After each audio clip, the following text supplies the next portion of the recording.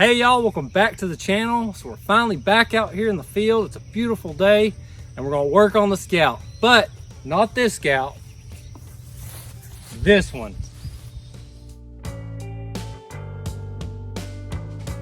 Well, I know what y'all are thinking. The last thing I needed was another project, but this is not a project. I just bought this really to keep it from getting scrapped. What they were asking was less than scrap price, so I got to it before somebody else did, but I'm sure that's where this thing was heading.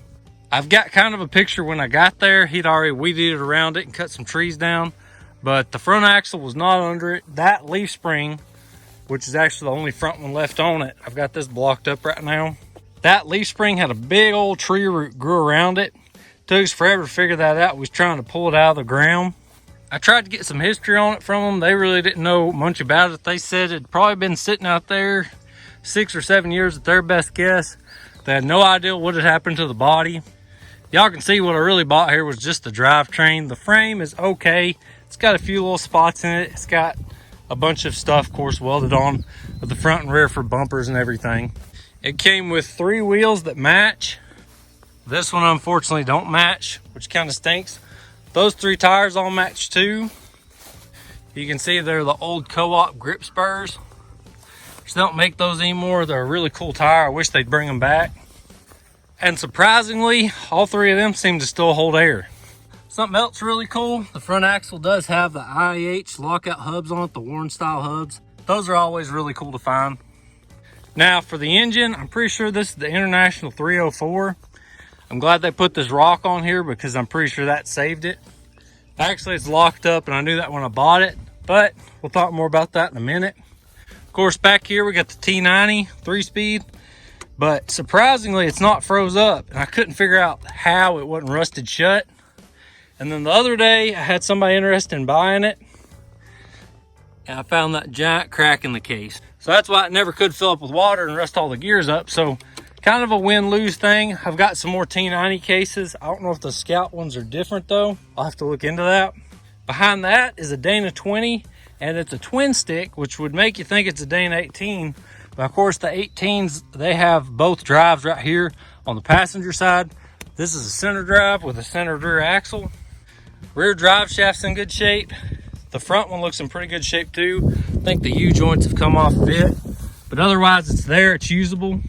Rear axle is a Dana 44. And then the front axle, that'll be either a Dana 25 or 27. Of course, closed knuckle. The later ones, the Scout 2s, they're the ones that got the really good Scout 44 open knuckle axles. It's a pretty good score too. That's still got the rear springs because you know the Junkyard Scout is missing those. At the end of the video, I'm going to give a little update on what's happening with the Junkyard Scout 2. So make sure you watch it till the end. But for right now, I need to go ahead and get to work, start parting this thing out, get the engine pulled, the drivetrain pulled, axles off. That's the whole reason I bought this thing, is to save the parts off of it, to hopefully help other people, maybe fix up the Junkyard Scout a little bit. So if you see anything along the way you'd be interested in, hit me up down in the comments, or 7barsalvage@gmail.com is my email. All right, so with all that said, let's get to work. All right, so the first thing I want to go after is this engine, get some weight off this frame where it's a lot easier to work on everything else. Like I said, it is locked up at the moment. I've not put a bar on it, but I'm pretty sure at least 1 or 2 of these cylinders has water in them. They did do what they could. They put a brick on top of the intake. Who knows, maybe it saved it. So it looks like we got exhaust, the bell housing, and then of course the engine mounts. I've got my engine hoist here, so I'll get that over there, get hooked up, and we'll start unhooking that engine.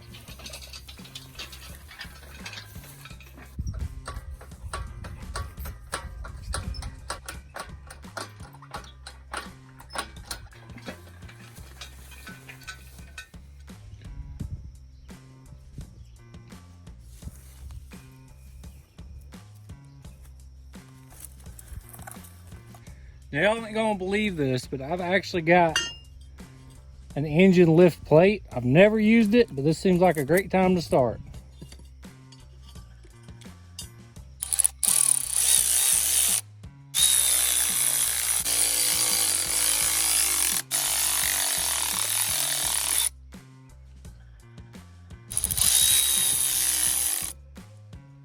Well, 3 out of 4 ain't too bad, I don't guess. Seems to be a pattern on this thing. Now that I got this took care of, I think I'm gonna move on to the exhaust.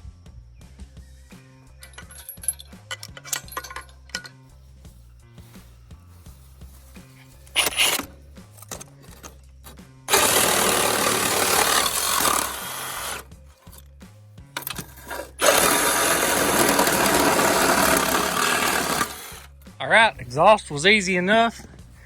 Kind of worries me how rusty it was. That means there's probably some water in it. Now I think motor mounts, bell housing will lift this thing out.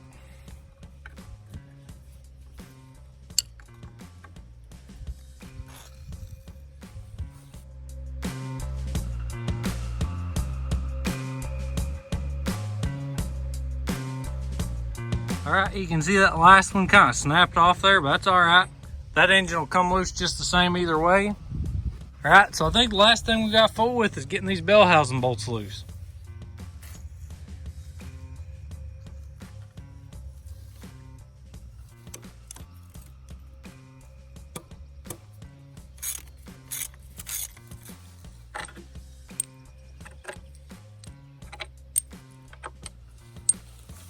I got 6 bolts out of the bell housing. I didn't see any more. That don't mean there ain't one hiding somewhere that I missed.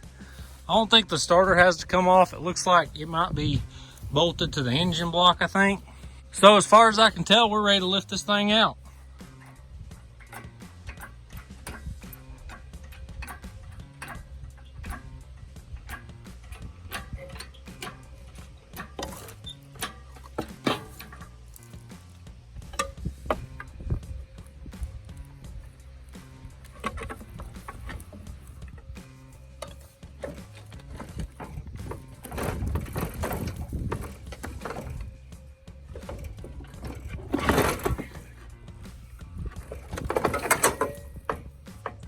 Well, I hate to jinx it, but this is going pretty good right now. So all them rubber mounts that hold the transmission transfer case were so rotten. When I picked the engine up, I like snapped them all. There was one little hard mount I had to unbolt right there. Everything else just fell off. Might go ahead and lift that on up out of the way. And I'm thinking I'm gonna jack that engine up just high enough to get over this front bumper. And then I'm gonna pull the whole frame back that way and then set the engine down in the back of my truck.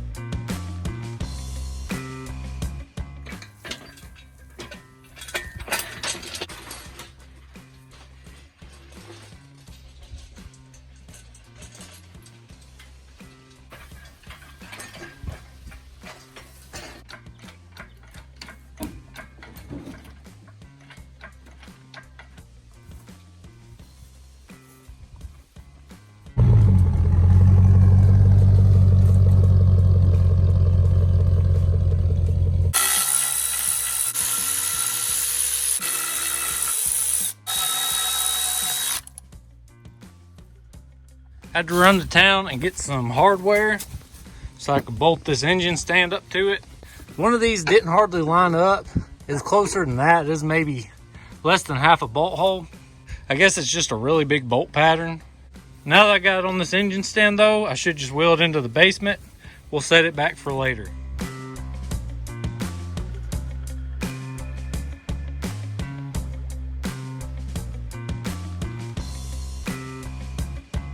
All right, so the last thing I want to get done today is separating all this. Probably going to hang on to the Dana 20 just because it's a twin stick. It's kind of cool. I don't have any immediate plans for it, but I'm just going to set it back and see what comes up.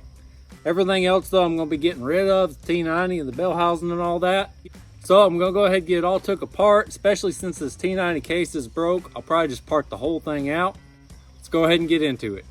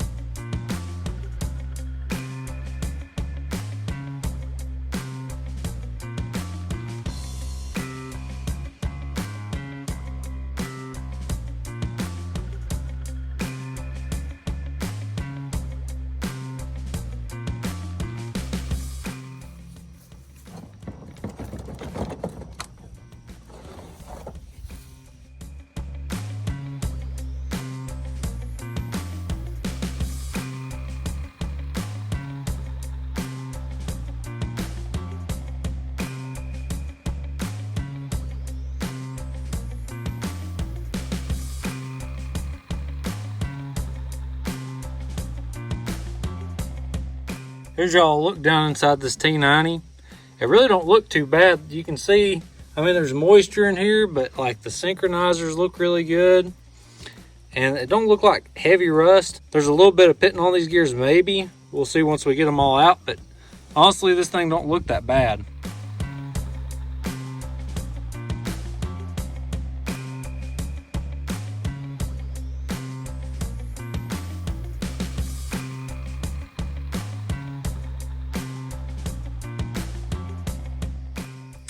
Finally got it all tore down. Here's all the transmission stuff.